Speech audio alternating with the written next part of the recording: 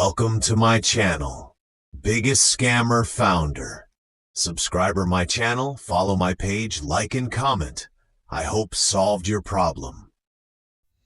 তো biggest scammer ফাউন্ডারের পক্ষ থেকে আজকে আপনাদেরকে আবার নতুন একটা ভিডিও উপহার দিতে আসছি।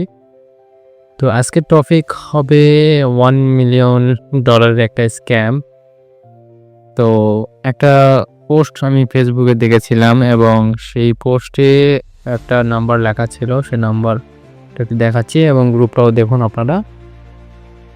তো এখানে তিনি লিখেছেন যে if you have good wallet that can receive large amount of crypto message me on WhatsApp. তো তাকে যখন আমি হোয়াটসঅ্যাপে নক করার পর তিনি আমার মেসেজে রিপ্লাই দিয়েছেন অনেকক্ষণ পর।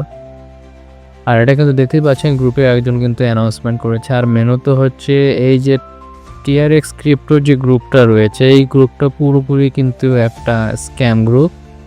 এটা আসলে অ্যানাউন্সমেন্ট দেখে আপনারা বুঝতে পারছেন, কারণ এখানে কারো নাম লেখা নেই। কেউ যদি পোস্ট করতো তাহলে অবশ্যই কিন্তু সেখানে তার প্রোফাইল শো করতো। এখানে আসলে গ্রুপের অ্যাডমিন এখানে অ্যানাউন্সমেন্ট দিয়েছে। তো যাই হোক, এখন হোয়াটসঅ্যাপে একটু যাই আমরা। হোয়াটসঅ্যাপে আসার পর হোয়াটসঅ্যাপে আসার পর তাকে আমি বললাম আমি আপনার পোস্টটি ফেসবুকে দেখেছি। তো তিনি আমাকে বললেন যে আর ইউ রিসিভার? হ্যাঁ, আমি রিসিভার। সো তিনি আমাকে বললেন আপনি কি ক্রিপ্টো সম্পর্কে কিছু শুনেছেন? হ্যাঁ, আমি বললাম যে হ্যাঁ আমি শুনেছি এবং আমি ক্রিপ্টো সম্পর্কে জানি, কারেন্সি সম্পর্কে। আচ্ছা, তিনি আমার নাম জিজ্ঞেস করলেন, আমি নাম বললাম, আমার কান্ট্রি নাম বললাম। তো তিনি তার নামটাও বললো, ভালো করে লক্ষ্য করে দেখুন। দেখার পর সে একজন বিজনেসম্যান এবং ডাইরেক্ট সে ডলার সেন্ড করে। মানলাম সে ডলার সেন্ড করে, ডলার এক্সচেঞ্জ করে নাই। কিন্তু ডলার এক্সচেঞ্জ করার জন্য তো বিভিন্ন পদ্ধতি আছে। ডলার এক্সচেঞ্জ করার জন্য তো তিনি নিজেই করতে পারবে, যেহেতু binance.io, OKX, Bybit, Bitkit আরও এক্সচেঞ্জার আছে যেগুলোতে আপনি যে কোনো সময় এনি টাইম ডলারগুলো এক্সচেঞ্জ করা যায়। তো আমি বললাম যে আমি সব কিছুই করতে পারি। তিনি আমাকে TRC20 কথা বললাম যে হ্যাঁ এটি সম্পর্কে জানি, আমি এটা করতে পারবো। তো যাই হোক, তিনি আমাকে বললেন যে $1 মিলিয়ন USDT, আর তিনি রেট এবং 50% হলো কার তিনি আসলে দিবে, সেন্ড মি রেট 50%। আচ্ছা, ঠিক আছে।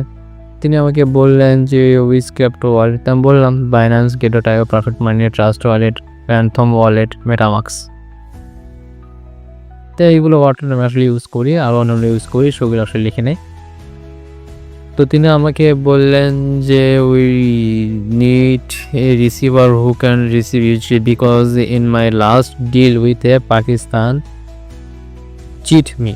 তো তিনি বলতেছে যে আমি পাকিস্তানে একজনের সাথে আসলে এই ডিলটা করেছিলাম, কিন্তু সে আমার সাথে চিট করছে। করবেন হ্যাঁ ভাই, কেন ভাই? সে চিট আপনার সাথে করে নেই, আপনি উল্টো দিকে তার সাথে চিট করতে। তো যাই হোক, আমি তাকে বললাম বেস্ট হচ্ছে বাইন্যান্স আর গেট.io, এইগুলাতে এক্সচেঞ্জ করলে আসলে অনেক ভালো হয়, মানে সুবিধা হয়। তো তিনি আমাকে বললেন যে ন্যাশনাল আইডি কার্ড আমাকে দিতে হবে। তাই আমি বললাম ঠিক আছে দিব। তা আমি বললাম তো what is the meaning CIS? আসলে তিনি যে কান্ট্রি থাকে সেটাতে আসলে ন্যাশনাল আইডি কার্ড বা জাতীয় পরিচয়পত্রকে CS নামে পরিচিত হয়তো সম্ভবত। তা আমি তাকে বললাম আপনার কেন এক্সচেঞ্জ করার প্রয়োজন? আপনি নিজেই তো করতে পারবেন। আপনার তো রিসিভার কোনো প্রয়োজন নেই। তিনি আমার এই কথার কিন্তু কোনো উত্তর দিল না। না দিয়ে তিনি কি বললো যে আপনার ন্যাশনাল আইডি কার্ডটা দেন। তা 5 মিনিট অপেক্ষা করার পর তাকে আমি আমার ন্যাশনাল আইডি কার্ড দিছি এবং সেগুলো আমি করছি। যাই হোক, আইডি কার্ড দিয়েছি, কিন্তু আইডি কার্ডটা রিয়েল ছিল না, কারণ আমি জানি যে সে আমার সাথে স্ক্যাম করবে। কারণ এদের কাজই হচ্ছে আসলে স্ক্যাম করা, মানুষকে লোভ দেখিয়ে লাইনে নিয়ে এসে ব্রেন ওয়াশ করে স্ক্যাম করা। তো তুমি বলতেছে যে হলো 2023 সালে এই ওয়েবসাইটটি ব্যান করা হয়েছে, এই ওয়েবসাইটটা আবার খোলা হয়েছে, কিন্তু এই ওয়েবসাইটটি রিসিভার আর উইথড্র ফান্ডের কাছে ব্যবহার হয়। এটা ছিল আগে ট্রেডিং, মানলাম ট্রেডিং, কিন্তু এই ওয়েবসাইটে যখন আমি গুগলে অথবা আপনার ইউটিউবে সার্চ দিলাম এর কোনো ইনফরমেশন আমি পাই নাই। তা আমি বুঝতেই পারলাম সে স্ক্যাম করে। তো আমাকে সে অ্যাকাউন্ট খুলতে বললো। তো আমি অ্যাকাউন্ট খুলে তাকে আসলে স্ক্রিনশট দিলাম। সে অবশ্য দেখেওছে আমার স্ক্রিনশটটা। দেওয়ার পর তো সে আমাকে আমি তাকে বললাম যে নেটওয়ার্ক খুবই স্লো। নেটওয়ার্ক স্লো হয় স্বাভাবিক, কারণ তিনি যে আসলে ইনফরমেশনটা বা ওয়েবসাইটটা শেয়ার করছে এটা আসলে 2024 সালে এর আপডেট করা ছিল, তারপর কোনো আপডেট করা হয় নাই। আর যারা ওয়েবসাইট সম্পর্কে জানেন যে ওয়েবসাইট প্রত্যেক বছর আপডেট করতে হয়, ডোমেইন কিনতে হয়, আরও অন্যান্য কিছু কিনতে হয় সিকিউরিটি পারপাসের জন্য। তো স্ক্রিনশট চাইলে আমি দিলাম, হচ্ছে স্ক্রিনশটে দেখেন এখানে কোনো ডলার নেই।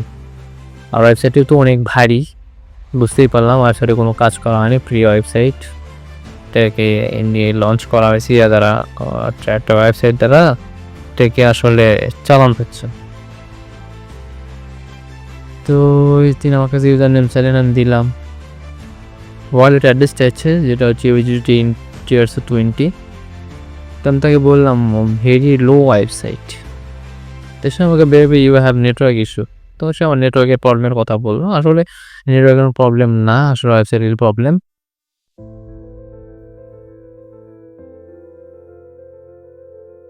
তো তিনি আমার কাছে আমি যে অ্যাকাউন্টটা তিনি আমাকে করার জন্য বলেছিলেন সেই অ্যাকাউন্টের একটা অ্যাড্রেস আছে USDT Tiers 20। তো যাই হোক, আমি তো জানি যে তিনি আমার সাথে স্ক্যাম করবে, সেই জন্য আমি আগে থেকেই আমার ব্যালেন্সের Tiers 20 একটা অ্যাড্রেস নিয়ে রেখেছিলাম এবং সেটা তাকে দিয়েছি। তো দেওয়ার পর তিনি আমাকে বলছেন can you receive up to 1 million USDT monetization 50% rate. তো আমি তাকে এটা দিলাম। তো ক্যান ইউ টেক, দেওয়ার পর তিনি বলছে যে আপনি যে অ্যাড্রেসটা আমাকে দিয়েছেন তার একটা স্ক্রিনশট দেন USDT Tiers 20। তো সেই ওয়ালেটের অ্যাড্রেসটা কপি করতে বলেছে। আমি বললাম ঠিক আছে, ওয়াইট অপেক্ষা করেন, আমি দিচ্ছি। তো আমি বললাম হাউ মাচ অ্যামাউন্ট সিলেক্ট। তিনি বুঝলেন না, পরে তিনি বুঝতে পারলেন। তো তিনি আমাকে বললেন 1 মিলিয়ন। তো যাই হোক, তাকে আমি বললাম যে ভেরি স্লো, আসলে অ্যাকাউন্টটা আসলে স্লো ওয়েবসাইটটিতে। আমি প্রথমে $2000 সিলেক্ট করে আসলে অ্যাড্রেসটা বসাইছিলাম এবং এইখানে আসলে যাই হোক অ্যাড্রেসটা আমি বসিয়ে দিয়েছিলাম। তো দেওয়ার পর তাকে বললাম ইটস মিস্টেক, আসলে আমার একটা ভুল হয়েছে, আমি $2000 বসাইছি, আমি একটু ওয়েট করেন, আমি $1000 বসে আপনাকে অ্যাড্রেসটা দিচ্ছি। সরি 1000 না, $1 মিলিয়ন, যাকে বলা হয় $10 লক্ষ অ্যামাউন্টটা বসে আমি দিচ্ছি। তো যাই হোক, আমি আসলে আবার তাকে পিক দিলাম $1000, হ্যাঁ $10 লাখ, সরি দিয়ে অ্যাড্রেস দিলাম। দেখেন অ্যাড্রেস কিন্তু আমি এডিট করে তাকে দিয়ে দিচ্ছি। তো তিনি কী করলেন, তিনি আমাকে বললেন যে একটু once I am done with, আচ্ছা ঠিক আছে, আমার যখন ট্রানজ্যাকশনটা ডান হবে তখন আমি আপনাকে আসলে নক দেব। ঠিক আছে, আমি বললাম আমার একটা কোশ্চেন আছে। ওকে, আমি বললাম এই ওয়েবসাইটটা কেন মানুষ ইউজ করে?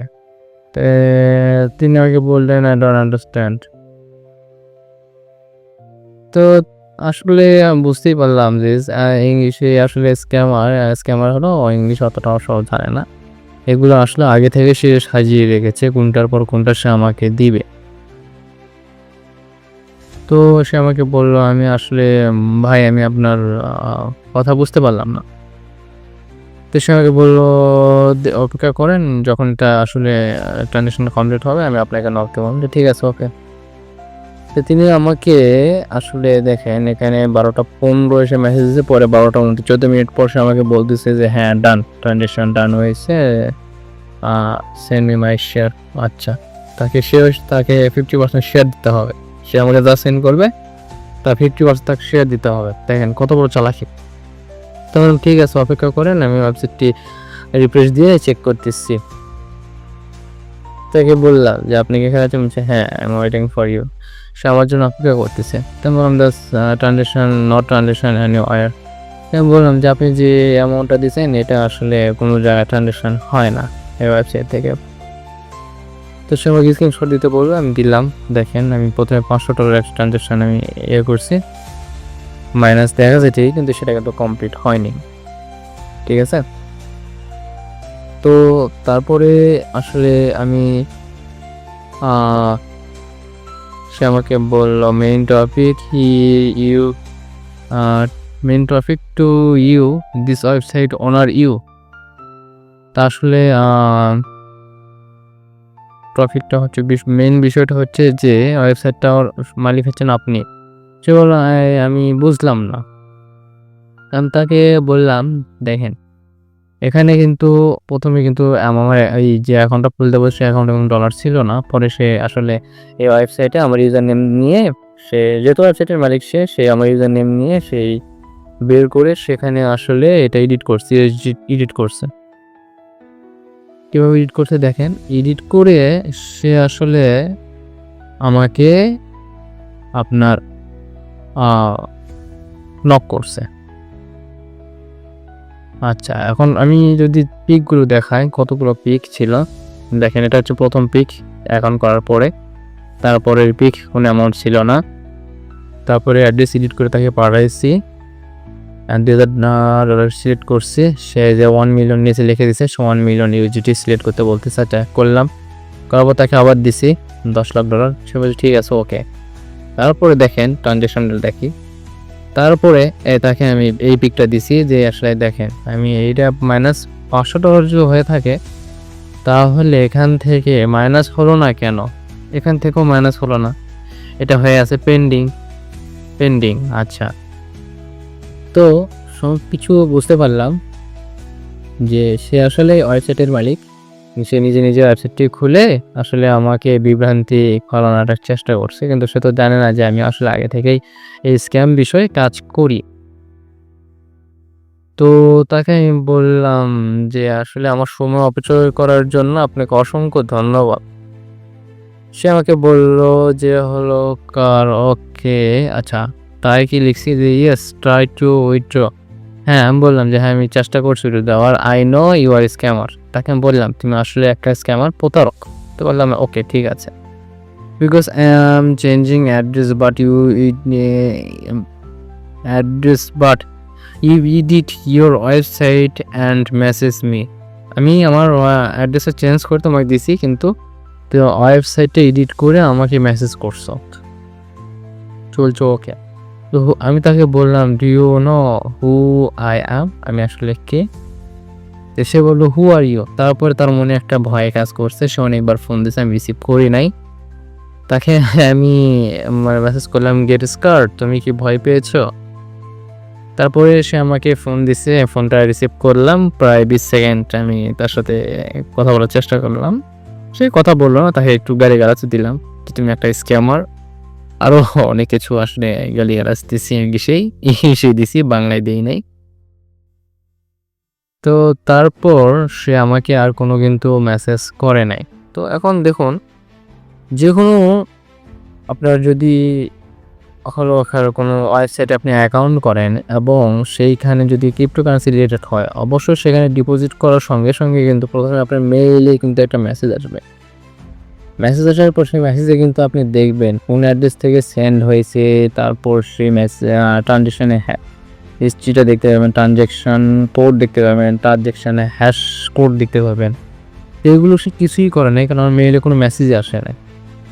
এটা সিম্পল ব্যাপার, যে কোনো ওয়েবসাইট থেকে ডলার ট্রানজ্যাকশান করতে গেলে মেসেজ আসে, যেমন বিকাশ, নগদ, আরও যেগুলো অ্যাকাউন্ট বাংলাদেশে আছে, আমরা যে লেনদেনগুলো করি দেখবেন যে টাকা সেন্ড করলেও কিন্তু একটা মেসেজ কিন্তু ইনবক্সে আসে, আবার টাকা ঢুকলেও কিন্তু একটা মেসেজ আসে।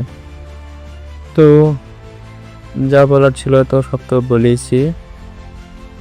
তো সবাই ভালো থাকবেন, সুস্থ থাকবেন এবং এসব স্ক্যামার থেকে নিজেকে সবসময় বিরত রাখার চেষ্টা করবেন।